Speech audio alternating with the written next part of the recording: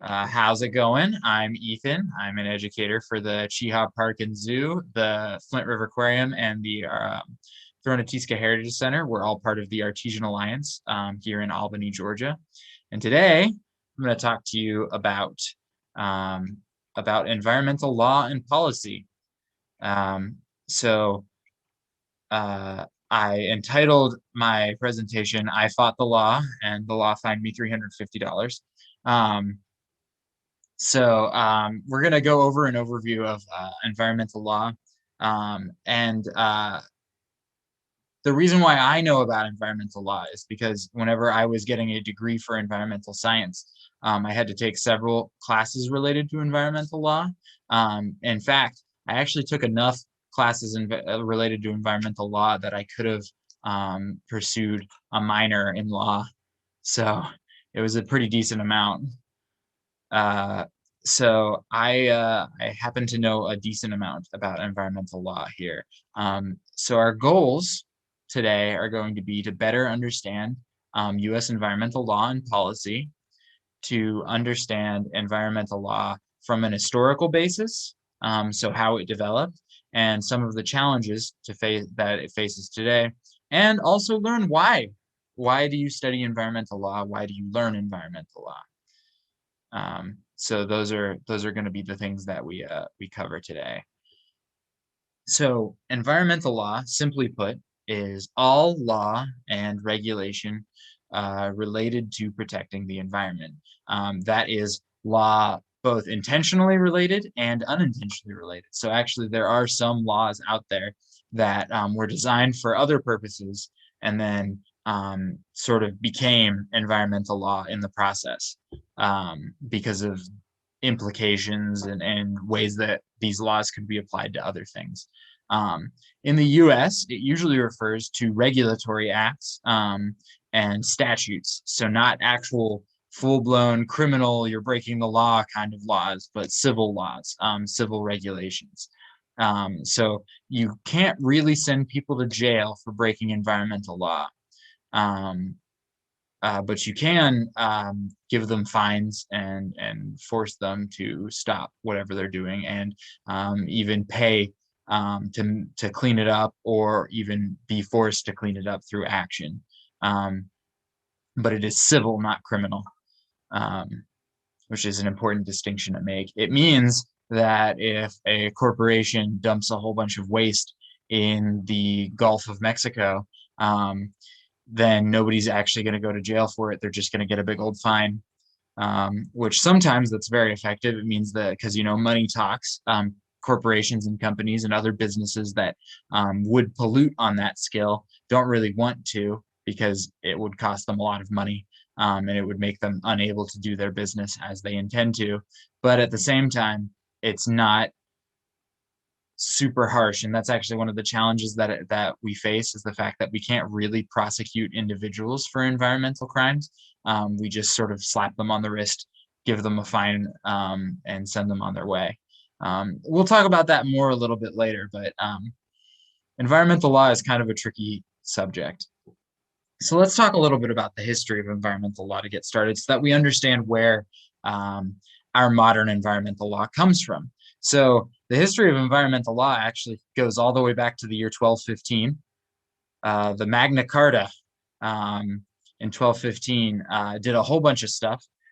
This is an example of probably unintentional environmental law. It protected the environment, but not because they were trying to protect the environment. The barons, the Magna Carta was this charter signed by King John, because the barons in England all got together and told him that basically he was abusing his power, and that he needed to give them the right to do certain things. So one of the things that the barons made him do was give them the right to use their own land. So they, for instance, they can use their land for fishing and hunting, and actually it established what's known as the commons, which is a space for everybody to fish and hunt. So barons now got to manage their own land, instead of having to get permission from the king every time they go and hunt for food, or fish or anything like that. Fast forward a couple hundred years, and the first environmental law to really exist in what would be the United States was the Mayflower Compact. Um, in 1620, whenever the Mayflower, the Pilgrims came over across to the New World, whenever they got to where they didn't get to where they were trying to go, they were actually trying to get into Virginia, south of the Hudson River and north of the Chesapeake. That's where they wanted to end up, pretty much where modern day Maryland is. But they stopped early.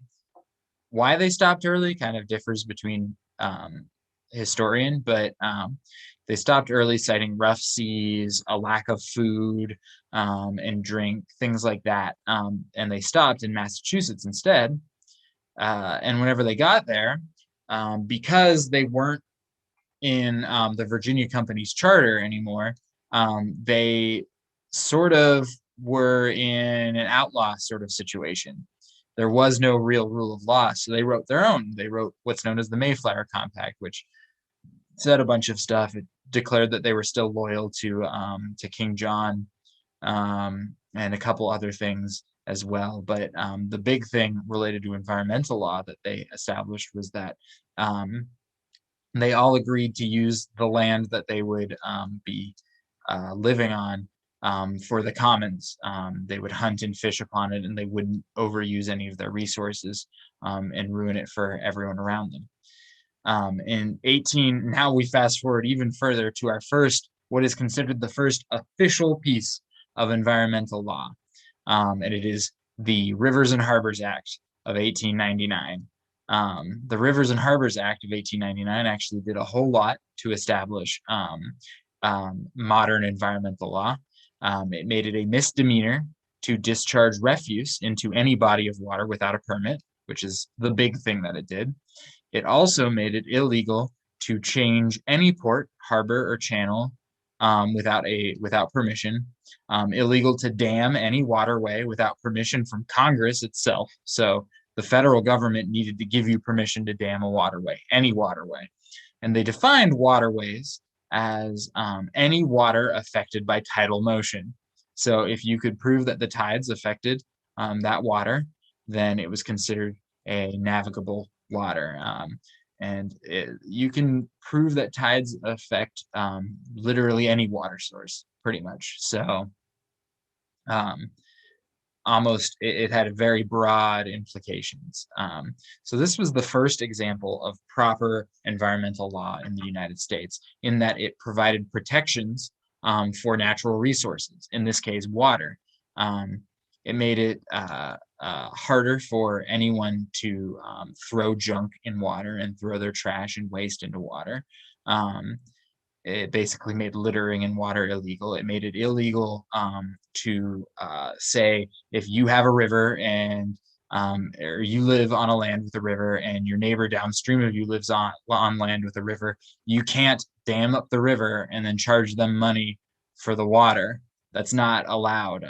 Water is considered a common space, and you need permission from Congress to make any alterations to it, which is a very interesting thing. A lot of what was done in the Rivers and Harbors Act will later be incorporated into the Clean Water Act, which we will see later. But this was the first major piece of environmental law. So then we get a few pieces of environmental law around the turn of the century during the Roosevelt administration, the first Roosevelt administration, Teddy Roosevelt, Theodore Roosevelt. You get the Lacey Act of 1900, which actually is the first wildlife trafficking act of all time, ever. The U.S. actually has a very long history of setting the standard for environmental policy, and which is kind of interesting to know about, because nowadays we are not the standard for environmental policy anymore. There actually isn't a consistent standard for environmental policy anymore, but the U.S. For a very long time, and possibly even moving forward, still sets the standard for global environmental policy. And the Lacey Act was actually one of the first examples of global environmental policy. So it banned certain types of wildlife trafficking and established a register of illegal plants and animals and other organisms, and was the first law in the world to ban illegally sourced wood products. Um, there's one that I didn't mention in here, but there's the Antiquities Act of 1907, which gave the president the right to establish national monuments, which, while not inherently an environmental policy, became an environmental policy whenever Teddy Roosevelt immediately turned around and used it to create the entire Grand Canyon. He sectioned off the entire Grand Canyon as a national monument, which made a lot of people upset because they expected him to make national monuments out of like small things like parks and maybe a natural feature like, say, Devil's Tower, which was the first national monument. But he ended up realizing that there was no size limit to the policy and just made the entire Grand Canyon a national monument. And then later it got turned into a national park. So Teddy Roosevelt applied it as an environmental law. You also get the Federal Insecticide Act of 1910, which was the first pesticide legislation and actually was cited by Rachel Carson whenever she pointed out the damaging effects of many different kinds of pesticides, including DDT. And the Federal Insecticide Act was later renamed the Federal Insecticide, Fungicide, and Rodenticide Act, but it just doesn't roll off the tongue quite as well as Federal Insecticide Act, I don't think. But it was used as legislation. Even today, it's actually used as legislation to manage pesticides and fungicides and all of that stuff. In 1934, so there's a bit of a gap between those. So environmental policy kind of disappeared from the forefront of politics for a while until the Great Depression. A couple things happened during the time of the Great Depression and around the time of the Great Depression. The Dust Bowl was finishing up here, and everybody was like, holy cow, I don't want that to happen again. So FDR proposed a whole bunch of, just a string of legislations to protect common lands, including the most important one nowadays, which is the Taylor Grazing Act of 1934. It gave protections to grazing to commons. There's a whole bunch of common grazing land in the American Midwest owned by the Bureau of Land Management that people use their livestock. They raise livestock on it. They let their livestock roam on it. And what FDR did was ensure that they are preserved enough for use in the future. And also around this time, you see another extremely important piece of environmental law that we use nowadays, which is the Federal Food, Drug, and Cosmetic Act of 1938. It gave the FDA, the Federal Department of Agriculture, power to regulate food, medicine, and cosmetics. So, or the Federal Drug Administration, sorry, goodness. The USDA is the Department of Agriculture. The Federal Drug Administration, they could regulate, the FBA could regulate food, medicine, and cosmetics through the use of this. And actually, the reason why I think that one's extremely important is because you actually hear them talked about nowadays with the COVID vaccine. The FDA does not technically have an approved COVID vaccination, but they're allowing emergency use of vaccinations like Pfizer and Moderna and AstraZeneca and things to be done. So the FDA ultimately has stopping power over all food, medicine, and cosmetic uses of materials, which is kind of crazy. That's a lot of power to give to one organization. But you'll see that environmental law regularly and consistently gives power to a single organization. And then over time, the power sort of distributes to other smaller organizations until there's almost no power anymore. It's a pretty regular theme. We'll talk about that more near the end. So then you see another gap in the 40s and 50s. The 40s because the US was deeply entrenched in World War II, and then in the 50s because our focus was mainly on growth at that point. And so environmental law sort of took a back burner again until the Clean Air Act technically started in 1963. It was passed in 1963, but it didn't really have any power until 1970. The Clean Air Act it established a federal standard for air quality and allowed states to set their own standards. And we see this in 1970 whenever it establishes the NAAQS, which is the National Ambient Air Quality Standards. Every single state has to follow the National Ambient Air Quality Standards or establish their own as a substitute.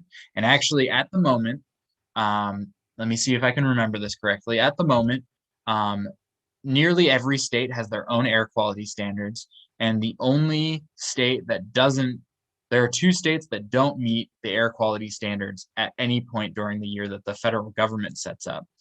So they have to use their own. They are Texas and California.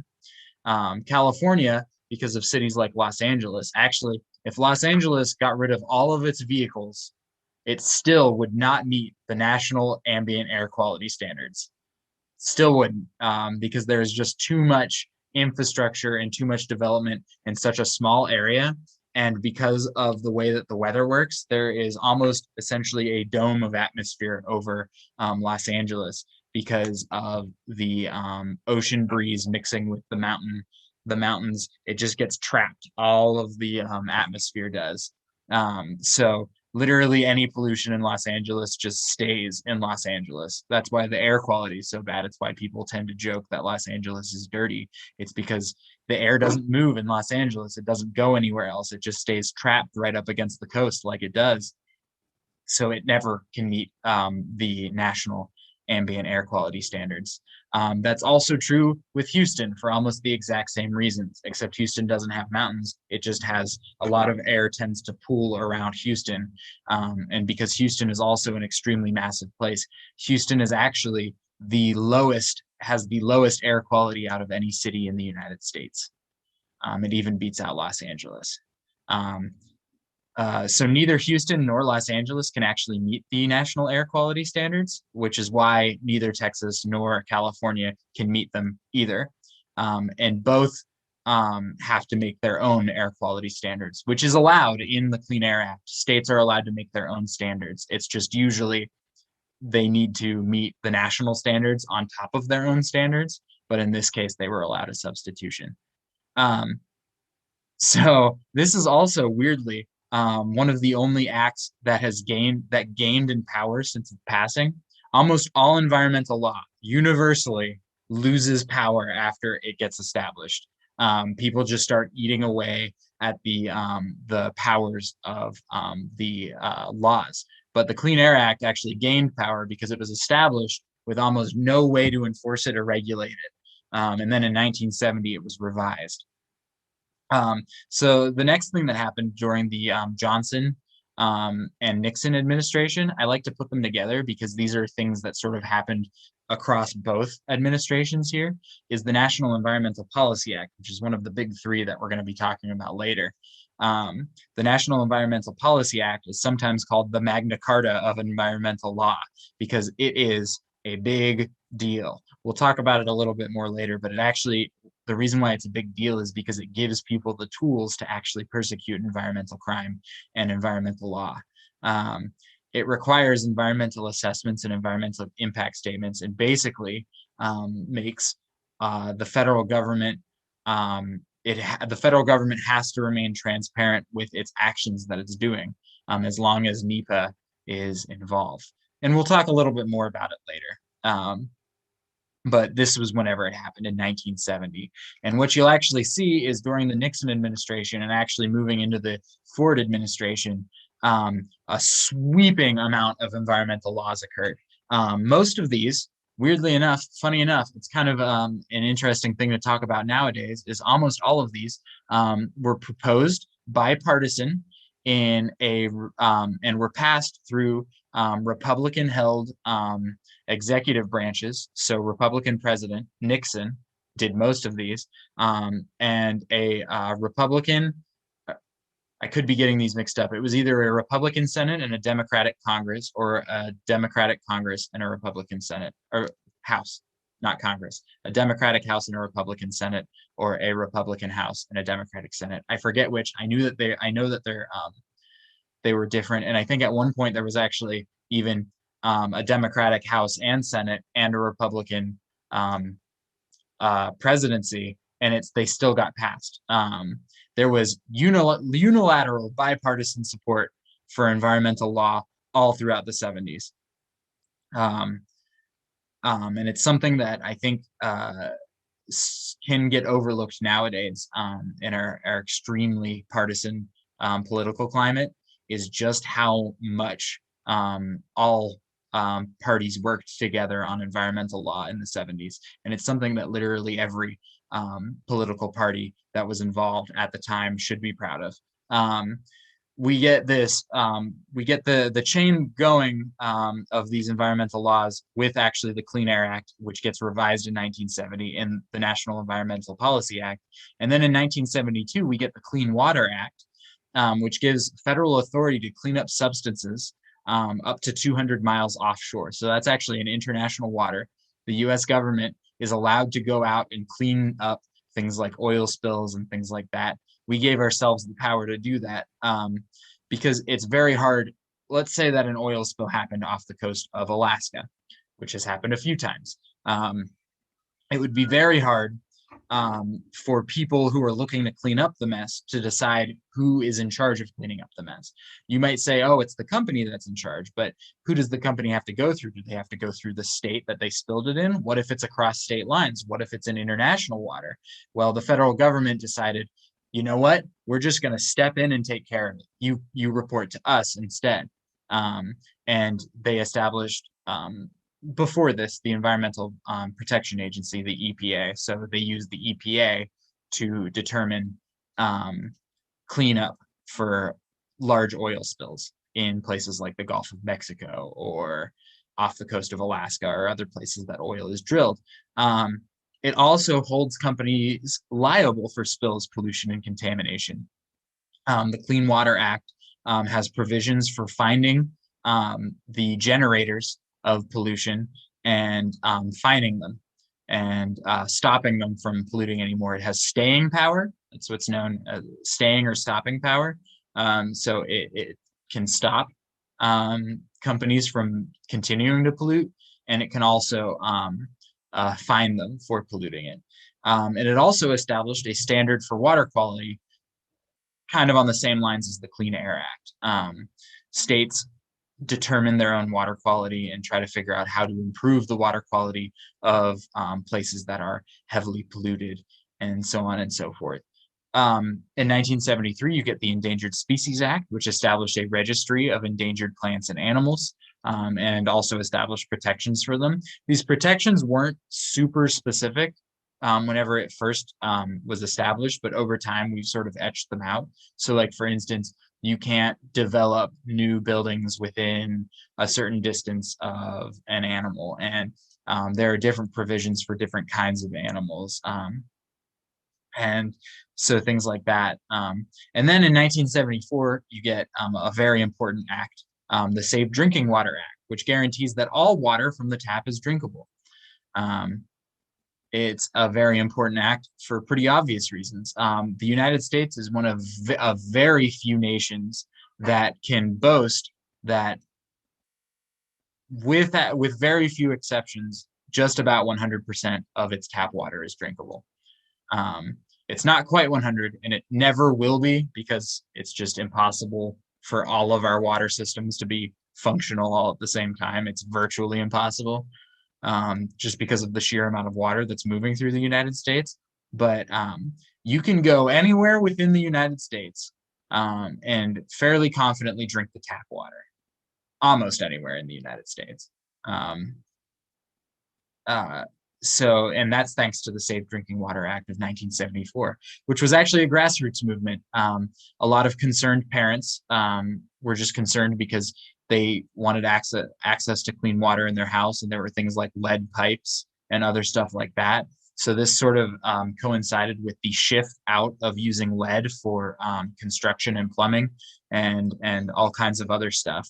All happened at once. It all happened very quickly. You get the Resource Recovery or the Resource Conservation and Recovery Act of 1976, which has a much more fun name to say, RCRA. RCRA is actually, it's RCRA, but take it from me, everybody who works in the field calls it RCRA. It gives the EPA the right to manage hazardous waste. And this is one of the big three that I mentioned before. We've got NEPA and we've got RCRA so far. There will be one more that we'll talk about here in a minute. The Resource Conservation and Recovery Act of 1976 gives the EPA the right to manage hazardous waste, cradle to grave.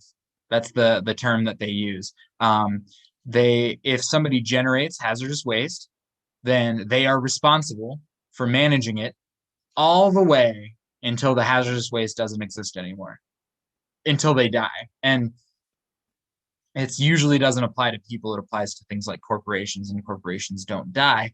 They just go bankrupt.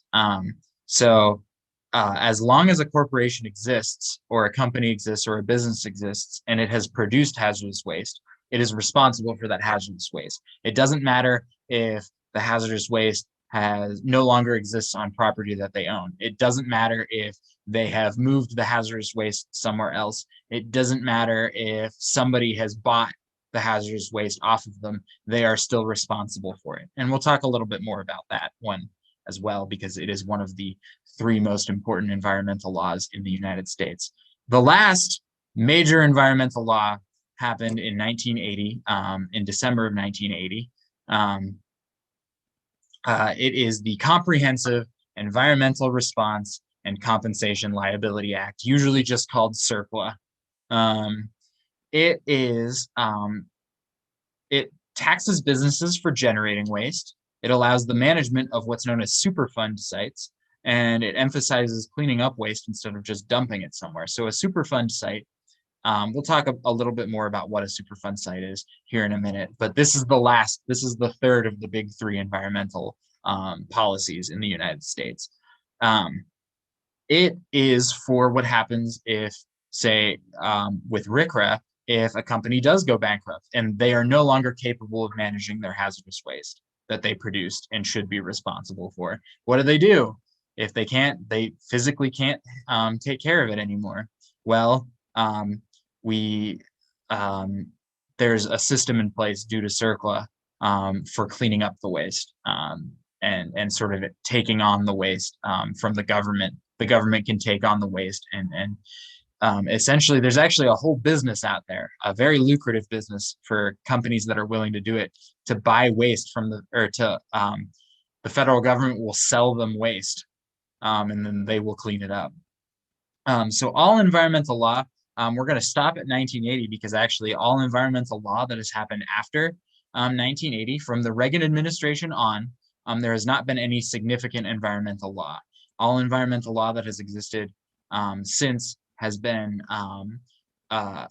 refining the environmental law that already exists, or simply agreeing to join international confederations. So like, for instance, we've agreed to follow international accords on wildlife trafficking, and we've joined a couple international organizations for oil spills and shipping issues and things like that, which while they are important laws to talk about, they don't do anything new, and they also don't necessarily pertain specifically to the US. And so I wanted to focus just deep on how the US has created their own environmental policy. So we're not really going to be talking about the sort of everyday trade regulations that happen all the time, or the small laws that build upon these major laws that we already have. So another thing to note is that 1980 was 41 years ago. And so almost all of these environmental laws have been steadily weakened over the course of those 40 years. So let's talk a little bit about the big three that I mentioned: the National Environmental Policy Act, the Resource Conservation and Recovery Act, and the Comprehensive Environmental Response and Compensation Recovery Act. That last one was a bonus question on my final exam in my environmental law class, was tell me what CERCLA means. So I will never forget it now. These three give, the reason why these three are so important is because while other ones did establish policy, and very important policy, these three armed the other ones. They're the things that give them the tools to actually be managed. So like the Endangered Species Act on its own establishes an endangered species list, doesn't do much else. It's only through things like the National Environmental Policy Act that we're able to actually enforce the Endangered Species Act and get it moving. So these are very important acts, and I'll talk a little bit about all three of them here. So NEPA, the National Environmental Policy Act, it's called the Magna Carta of Environmental Law. All executive federal agencies must compile what's known as environmental assessments or environmental impact statements when establishing any new management plans. So executive federal agencies are everything from Department of Transportation to the National Park Service to the Bureau of Land Management, anything, including actually the U.S. military as well. Any of these groups have to complete environmental assessments or environmental impact statements whenever they do anything really that might affect the environment.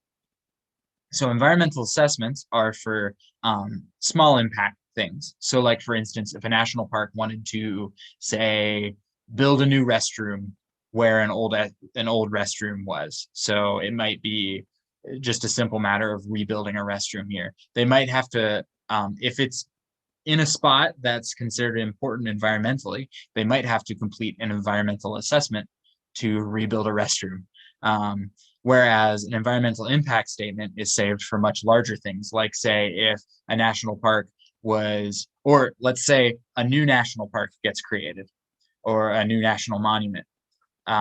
And suddenly you need a management plan for this all new piece of land, right?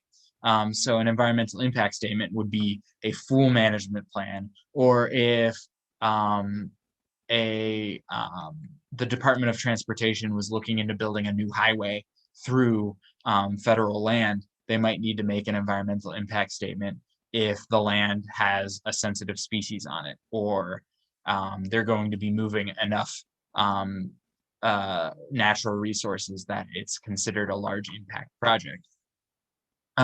So notably, the National Environmental Policy Act does not prevent any actions from being chosen. So if they do decide, if the federal government does decide that they just want to clear out all of the trees in a forest, they're allowed to do that. It doesn't stop them from being able to, but it only allows them to do it if they've undergone all of the necessary steps. So the National Environmental Policy Act's purpose was to ensure that all large impact actions done by the federal government are carefully thought out, and all of the environmental impacts are assessed and understood before a decision is made.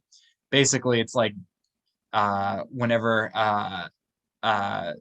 those anti-smoking commercials come on and they show like the smoker after 30 years and they look horrible and stuff. The National Environmental Policy Act is those to the federal government. So let's talk a little bit about impact statements, because they are the most important part of the National Environmental Policy Act.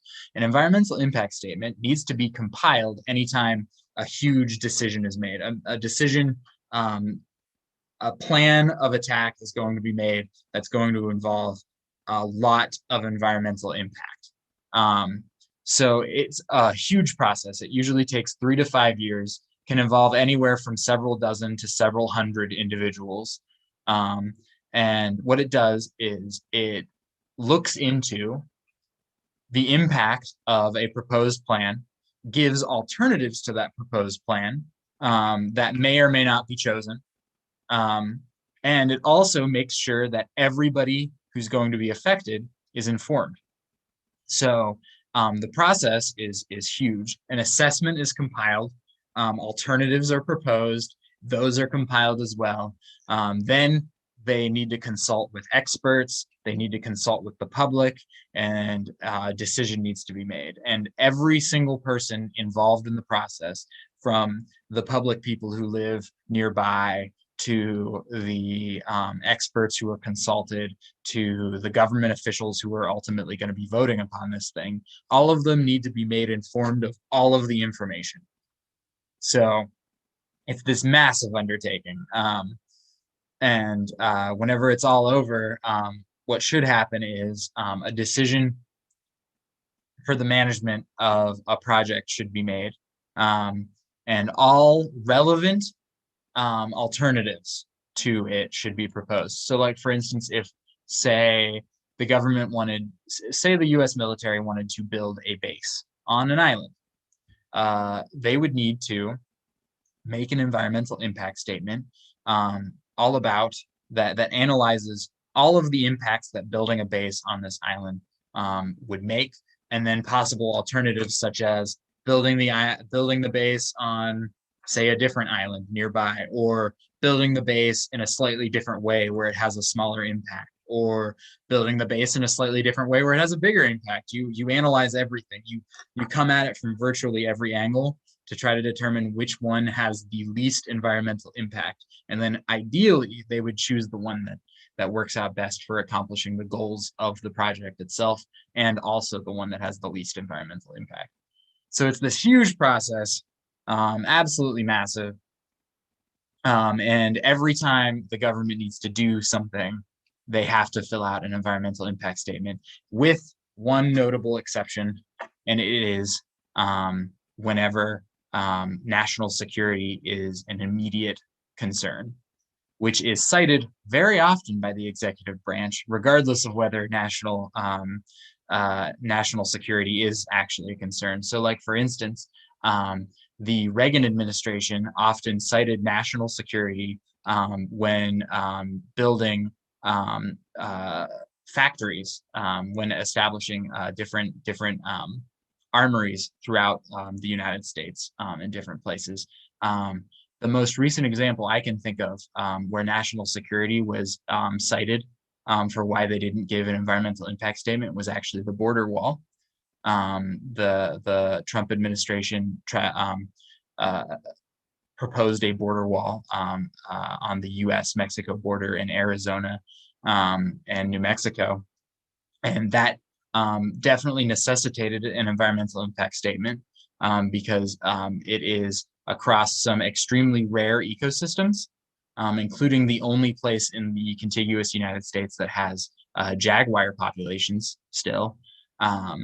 And so a lot of groups came forward arguing that they needed to produce an environmental impact statement, but the Trump administration argued that they did not due to an immediate national security risk. And they backed it up by declaring a national crisis at the border. And that is still undergoing litigation, but it's just an example of environmental impact statements playing a big role in politics right now, actually. That case is still going through courts and undergoing deliberation.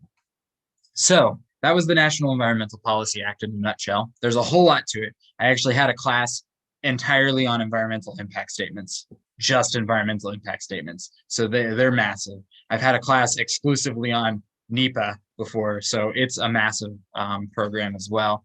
But we're going to move on to another one here. We're going to move on to the Resource Conservation and Recovery Act. So the Resource Conservation and Recovery Act allows the EPA to manage hazardous waste cradle to grave.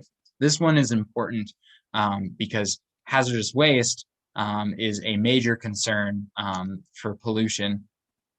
It can cause serious health risks, serious environmental risks. It can cause all kinds of problems. So it's extremely important that it gets managed. This act was actually proposed in response to situations like Love Canal, which was this town in New York, a little bit south or a little bit upstream from uh, a little bit up stream from or downstream from uh, Niagara Falls. Love Canal was a hazardous waste dump site for years and years and years. And then the site was just sold to the Love Canal. Love Canal kind of built up around it. And then the site, which nobody knew had hazardous waste on it because they just kind of put it all in the ground. The hazardous waste was leaking into the water supply for the town. And also, because the land was so cheap, the town's government bought it and built the school on top of the dump site. So children just continuously were getting horrible, horrible, debilitating diseases and genetic issues, all because this town essentially unknowingly built their town over top of a hazardous waste site. Which is terrible. It was absolutely horrible. The entire town had to be abandoned, and it's still abandoned to this day. But the RCRA allows the EPA to manage hazardous waste now. So all hazardous waste produced by any group, so a corporation that generates hazardous waste, first of all, they need permission to generate the hazardous waste, according to RCRA. So no Joe Schmo is just allowed to make hazardous waste. They have to get permission from the government now if they're going to produce hazardous waste. And then that hazardous waste needs to be documented and managed throughout its entire life, all the way from production until literally it's gone, or it's until either it's no longer hazardous or the company stops existing. So any hazardous waste is defined as anything ignitable, reactive, corrosive, or toxic. And so all hazardous waste in the country now is documented and managed by the EPA through RCRA. All right, so then you get the third of the big three. You get CERCLA, which does a lot of the same things as RCRA. It actually was sort of an extension of RCRA, and they overlap with each other somewhat. CERCLA is what happens if the hazardous waste gets generated and then it can't be managed effectively by the company that generates it. This is for companies nowadays. Not a lot of companies generate hazardous waste that aren't able to pay for it, thankfully, because of things like the Resource Conservation and Recovery Act. But this was for older companies that didn't follow these regulations because they didn't exist yet. It's for companies that go out of business. It's for exceptions, essentially, to RCRA, unmanageable situations. So it identifies sites. CERCLA identifies sites where hazardous material threatens public health, and then establishes a system for cleaning it up. So either they hold the company that created the problem in the first place accountable, or if that company no longer exists and nobody can be held liable for it, they provide a compensation system for cleaning up. So these sites are called Superfund sites. So if you've ever heard the term Superfund, it occasionally pops up in the news. That is what they are. They are sites with a significant amount of hazardous material in them. Actually, Superfund sites are kind of interesting because while the goal is to clean them up, companies, somewhere along the line, we decided that it was a lot better to put a ton of hazardous waste in one spot than a little hazardous waste everywhere, which makes a lot of sense. But that's what Superfund sites are. They are where all of the hazardous waste gets collected and then cleaned. So either it has to get put somewhere where it's no longer going to be an issue. So that could mean digging a big hole, putting it in the ground, keeping it sealed up so that it doesn't seep into anything. Or it could be actually cleaning it. So using chemical processing to render some toxic chemical inert or things like that. Superfund sites are actually a kind of an interesting place because it's one of the only places that encourage hazardous waste. Uh, uh, People bring their hazardous waste to Superfund sites, and they're usually run by companies that get paid by the EPA to clean them. And so there are several companies out there that actually make a lot of money cleaning up hazardous waste. In fact, there's a weird fact that I know. Idaho has a Superfund site in it that's like just a little bit outside of Boise that is so good at cleaning hazardous waste that they actually clean it at a faster rate than they get it and have been for years now. And so they actually import hazardous waste from the neighboring states. So if Wyoming is having a problem managing their hazardous waste, Wyoming will pay Idaho to take their hazardous waste. So Idaho actually makes money off of cleaning hazardous waste. It's one of their imports. It's kind of a weird thing to import hazardous waste, but that's what they do.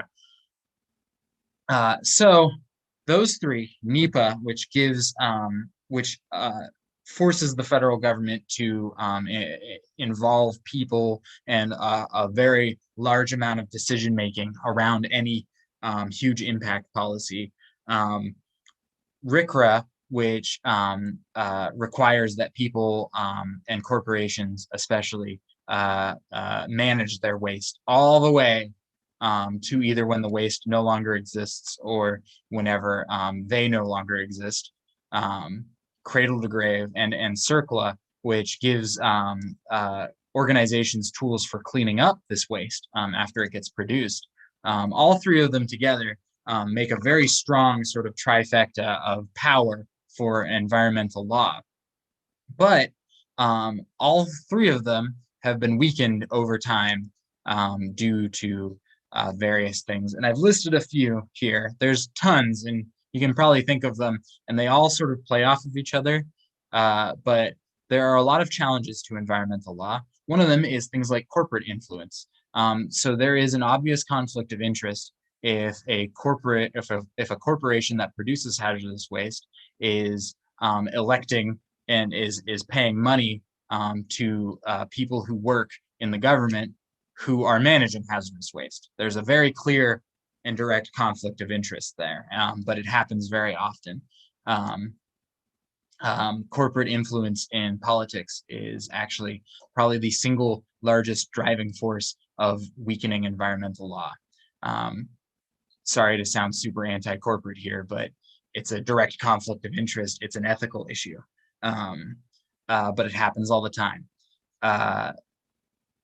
So another big thing that challenges environmental law is economic incentive. Actually, one of the reasons why Ronald Reagan, during his administration, weakened a lot of these environmental policies throughout the 80s.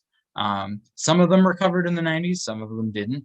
But one of the biggest things, his biggest points to why he was weakening environmental laws whenever people were asking him was economic incentive. And you actually will still hear it nowadays.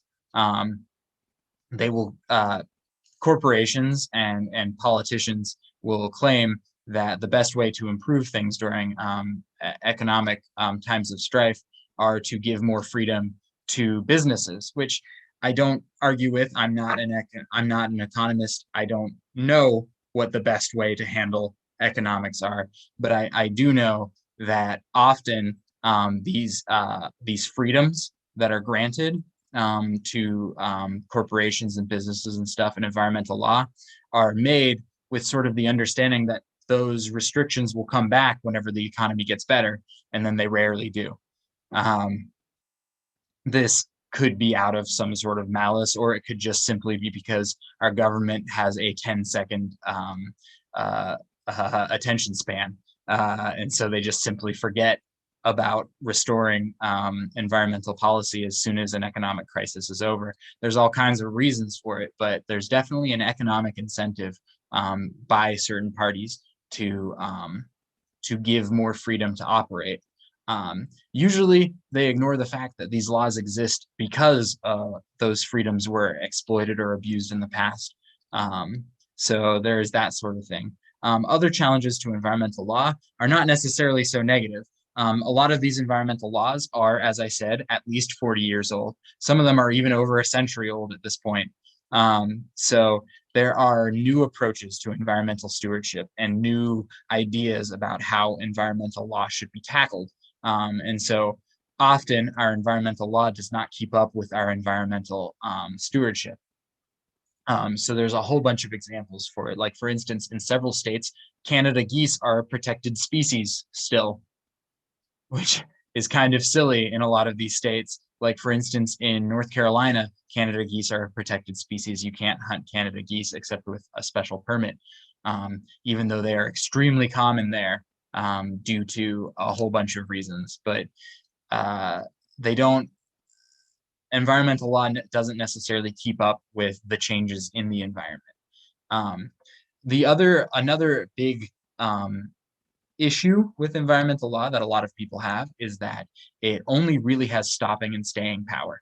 So it can stop organizations from continuing to do things, but it doesn't often prevent the damage in the first place.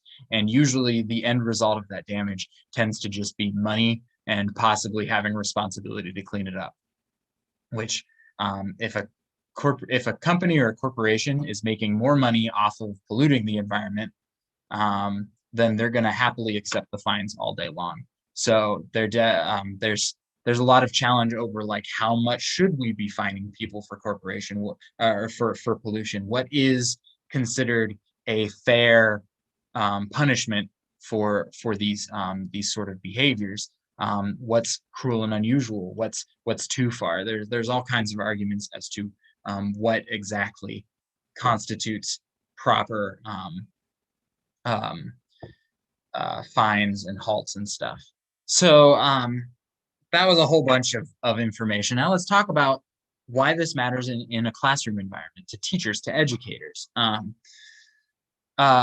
In the classroom, first of all, I just think that all US citizens should have at least a general understanding of the law. I think that it's really a civic duty, and environmental law is law. Sometimes it's sort of treated as this separate entity to the rest of our laws, but in a lot of cases, it applies to everything. So you can thank the Safe Drinking Water Act for the fact that you can get your water from the tap. You can thank the Clean Air Act for the reason why you're able to breathe nowadays and there's not just smog everywhere. There's environmental law is extremely important to the well-being and safety of all people who live in our country, and therefore I think it's an important thing to learn. Another reason why it's important is because as we move forward, it is becoming more and more important that we are active members of our society, especially whenever it comes to the environment and environmental stewardship. And environmental law can provide a lot of very useful tools to do environmental stewardship, even if you're not planning on, say, suing people and doing anything that relates necessarily directly to environmental law. It can be important to know, say, the process for improving, say, your local park or a state park down the road. You might wonder why a state park runs the way that it does. Well, the reason why it runs the way that it does is because it has to follow a certain number of environmental laws. It can help to connect a lot of the pieces between other subjects as well. So environmental law is influential in a whole wide range of things, from conservation to even things like chemistry. You can talk about hazardous waste and what to do with all of that waste that you generate in, say, a chemistry classroom. So, like, for instance, this is true in most schools that have a chem lab and most colleges that have a chem lab. They have to receive special permission from their local and state government to be able to dump most of their chemicals down the drain. That's not something that you would normally be able to do, but they receive special permission to be able to do it depending on the circumstance, or they have to find some other way to dispose of their chemicals and stuff. So if you're ever, say, teaching chemistry or something, you can talk about, where do our chemicals go? What happens whenever we're finished with things? So yeah, just there's a whole lot of application that's not necessarily immediately obvious, but it relates to a whole bunch of other things. Even things like, say, a recycling initiative in your school can be applied to environmental law, because anything that doesn't end up in the recycling is going to end up in a landfill and will be considered solid waste. And those landfills have to be managed according to environmental law and policy. It's a whole lot of stuff that eventually you'll always end up back touching upon the law and policy and stuff. All right, so the last thing that I have here for you are, I listed a bunch of resources, and I can send them to you in email if you really want me to. A lot of them are just, the first thing that I have here actually is I found a really neat timeline that lists most of the major environmental laws and when they happened, all the way from the Lacey Act in 1900, all the way up through, let's see, when's the last one that they have? 2016, Conservation on International Trade of Endangered Species, or Convention on International Trade of Endangered Species. So this was a policy that was adopted in 2016, in March of 2016 by the US government. It was an agreement with the United Nations and the International Union for Conservation of Nature, and it covers a whole bunch of stuff. So you can see even things like that on here, and a couple others that we looked at, like CERCLA and the Safe Drinking Water Act and the Clean Water Act, and all of these, and how they work on a timeline here. I also included, this is a link to the EPA's website on CERCLA.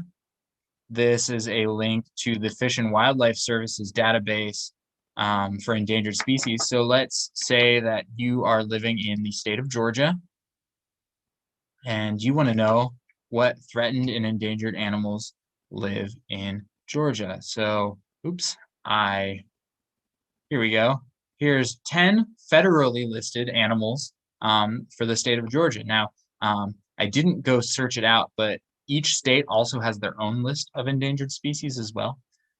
It's really easy to find. You just do a Google search depending on your state, just Georgia state endangered species, and you'll find them. But it has a list of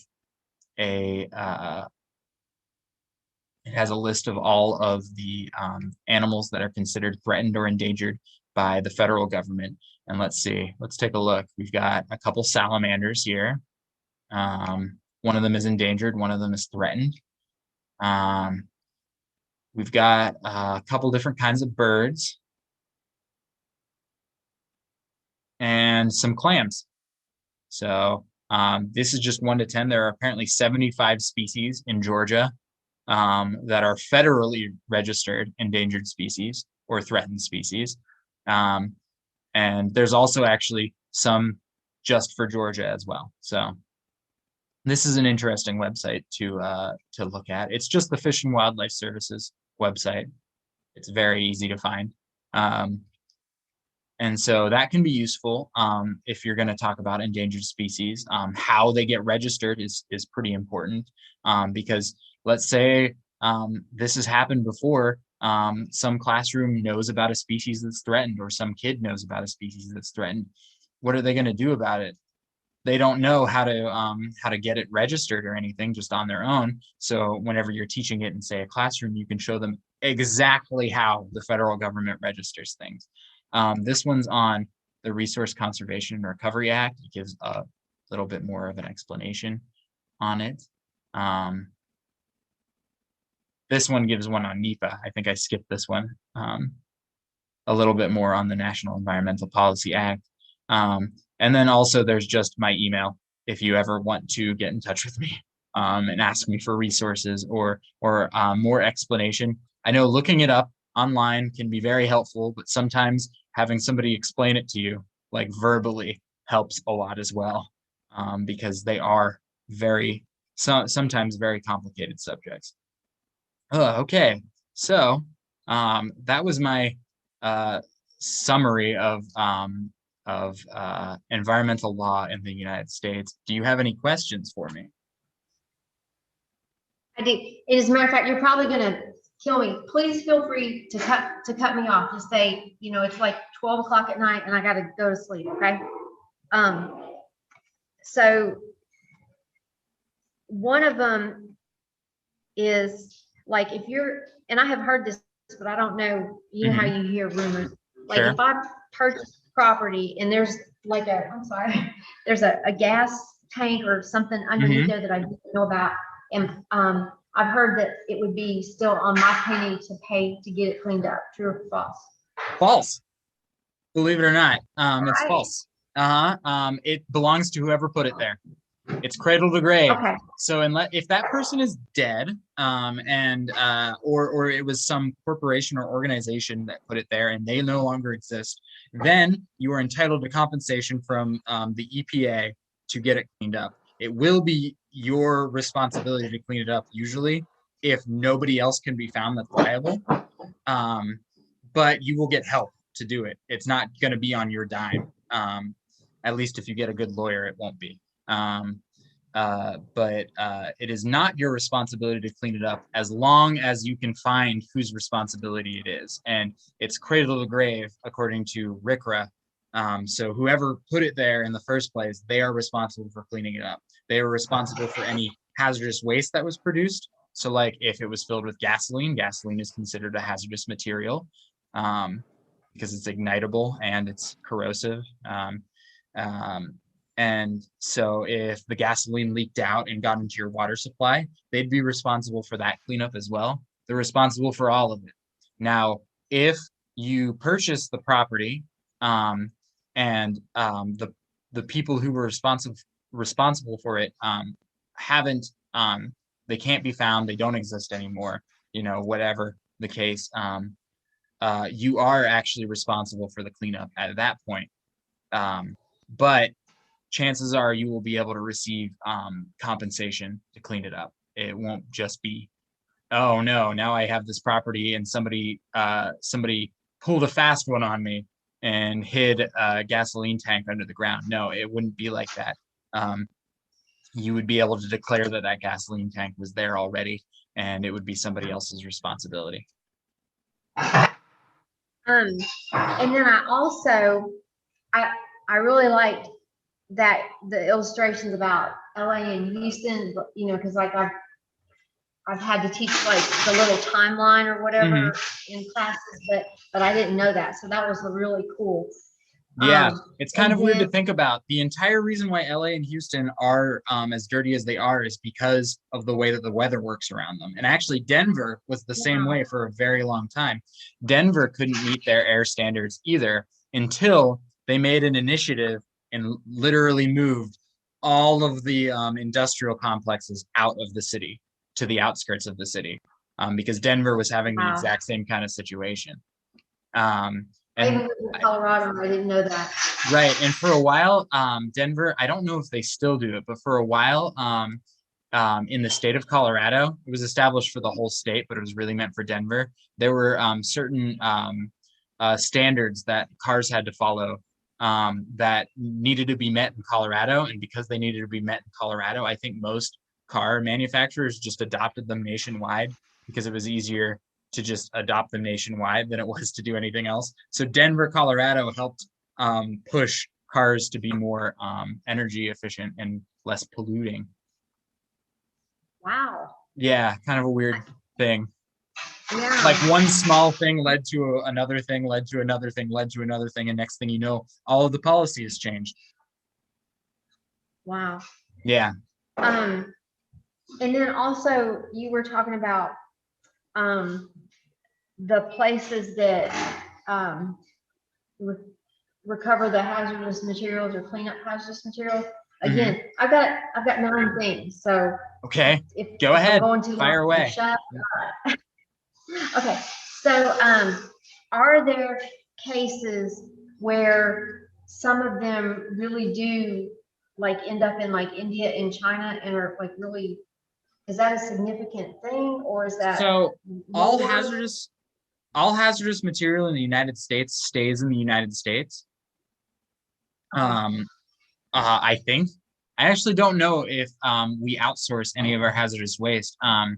but it has to be controlled by the EPA. So I wouldn't imagine it would get outsourced very often. So it doesn't really, like, our hazardous waste doesn't end up in China unless China actually buys it. That's actually been known to happen with solid waste. China has bought, say, solid waste off of us and used it for just different stuff, but I don't know that it's ever happened for hazardous waste. I don't know, but I know for hazardous waste, those companies are responsible for it regardless of where it is, regardless of how it is. So even if a company sent hazardous waste to China to get it cleaned up, they would have to follow the same documentation that they would in the United States. So whenever it got to China, it would need to be documented. How it got cleaned up would need to be documented. Everything would need to be documented according to the standards of the EPA. So it's not like a loophole system where these companies can just send it offshore and never worry about it again, because that would be extremely illegal and they would get fined a lot of money for it. Yeah. And what's that status on the nuclear repository? I know that changes like every time an administration change. Doesn't that get the go or the no go? Which nuclear repository? In Arizona. Oh, okay. You know which one I'm talking about? Sort of. There's a couple, but yeah, they sort of get flip-flopped. I don't actually know what the current status is. Likely the current status is nobody knows, because the Biden administration has well, they're still fairly young. The Biden administration is, and a lot of the stuff that they did overturned almost immediately things that the Trump administration had accomplished. And right now, their biggest focus is the coronavirus pandemic. And so there actually hasn't been a whole lot of policy on other things as well. And the stuff that has been policy has been fairly quiet, so I haven't heard about it. But yeah, it comes and it goes. There's a lot of issues surrounding it. A big one. So this is kind of a weird side note. Nuclear weapons are covered under the nuclear, look it up real quick. They are covered under the Nuclear Waste Policy Act, which was established in 1983. So the Nuclear Waste Policy Act functions in a very similar way to, it actually incorporates a lot of things. First of all, it says that nuclear waste is sort of this separate kind of hazardous waste. It's treated differently. And there's special provisions in there for it, but I don't know enough about it to really speak on it like an authority. So yeah, but it is it's like a separate issue from RCRA.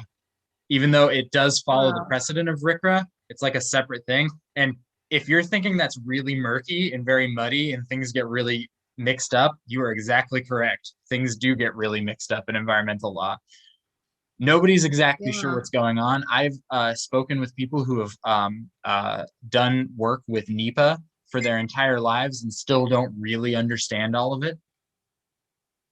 Wow. Because as soon as you apply it to any given situation, it gets real weird.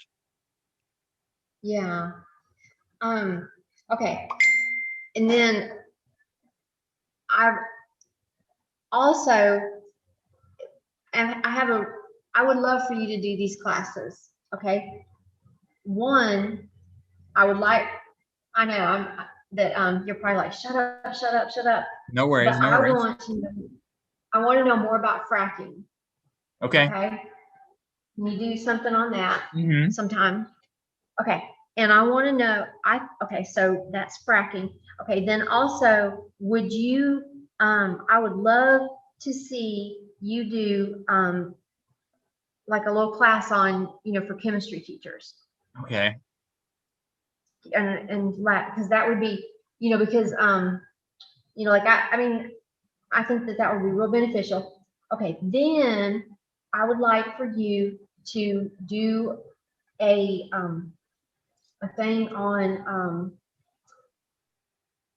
like the carbon, the carbon trading, carbon credits and all that kind of thing, because Okay. it's in So books, incentive, but, the carbon tax. You're talking about the carbon tax, right? yeah. Yeah. And then, sometimes like explaining that, like if we had ways to explain that to kids, I think, because it's not Mhm. tangible really, and No, so it's hard to it's hard to explain to talk about. anybody.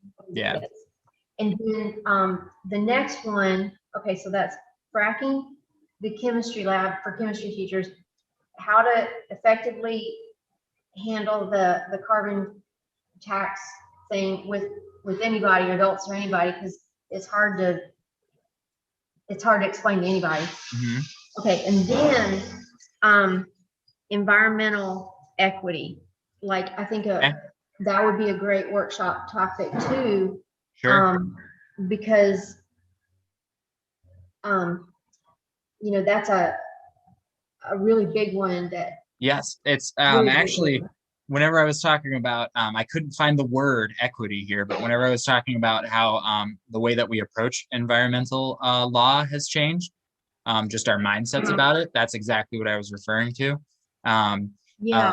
for a very long time, we approached it as more or less just a regulatory force, but now there has been a stronger push towards compensation and prevention entirely and things like that. So for a very long time, all environmental law in the United States was just stopping power. And it's still pretty much true, but there's a stronger push towards trying to establish a sense of equity, because the groups that get affected by environmental disaster and pollution are they're very disproportionately affected. Um, Yeah. Usually things like inner city groups and low income housing tends to get affected the most. And it really, in the education realm, it Mhm. really sets them back so much. Oh And yeah, absolutely. like a lot of people, like if we had tools to explain that to Mhm. people and engage people in those conversations, Yeah, I think that would help us. And sure. then finally, another thing that I just am kind of fascinated with, and if you know any more that I would love to learn more about, is like I know alligator grass. There's been a lot of studies where it absorbs heavy metals and stuff, Hmm. and so like I think that's would be a pretty interesting thing to learn too. So I've committed you to doing 1, 2, 3, 4, 5 more things. I never said I was going to commit to it. Oh, I've committed you to it because Okay. I'm just so excited to learn Yeah. about these things. Well, things like if you want to talk about things like cattails and alligator grass and stuff like that, I can really quickly touch upon that right here. I actually one of the reasons why I am so fascinated by environmental law is because I was part of a group that sued um, uh, an energy group that was fracking near an old summer camp that I worked at. The summer camp had a problem with abandoned mine drainage for a very long time, but we had mitigated it by using an artificial wetland. We literally just planted a ton of cattails and made a collection pool so that all of the iron oxide would settle out of it, and then we would reoxygenate and get rid of all heavy metals using literally just a ton of cattails. But Wow. whenever they started fracking nearby, it reopened the abandoned mine drainage that had been steadily leaking out and made the problem about 3 times as large. So our tiny little mitigation pond just wasn't doing anything anymore. And so we ended up suing them, which suing sounds like such a harsh term. We informed them through legal action that what they had just done hurt a whole ecosystem, and they agreed. We didn't actually have to go to court or anything. We settled a case where we all agreed that they would, for the next 2 years, establish they would improve our mitigation that we already had made, our artificial wetland. They would revamp the whole thing and make sure that it was working for the next 2 years, um, which they did. And then uh, as soon as those 2 years were over, it actually got worse, not due to them. It wasn't their fault. it got worse because we had the largest rainfall in like Pennsylvania history for like 50 years that year. It rained continuously, nonstop, and it made it very hard to manage just the sheer amount of discharge coming from the side of the hill that the mine used to be on. Ethan, you gotta write a lesson on that. That would be like a super lesson, you know, Mhm. like with manipulatives and you know what I'm saying? Sure. That would be so powerful. I mean, I could help you cut, you know, like with manipulatives and stuff, but teachers Okay. would, I mean, that would be a really good thing. Okay, so now you're up to 7 more things Oh that boy. I would, you gotta do Well, 7 more. because Well, I'm Patty, just- do you have any questions on environmental law before you just start telling me what I ought to be making? I'm just so fascinated. I mean, it's a very interesting subject. Yeah, yeah. Now you just opened up my mind to all these things Mhm. that I want to hear later in the future. So anyway, I was just so fascinated. Cool. Well, thank you. You're welcome. I felt a little weird No because I more was like, questions. this one has no pictures. My thing on environmental law, I couldn't find any, like, because what was I going to do? Show a picture of a Superfund site? Nobody wants to see that. So okay, well, if that's the end, I'm gonna stop recording here. I thank you for coming, Patty, and we'll have to talk about this some other time here. You have a good one. Okay.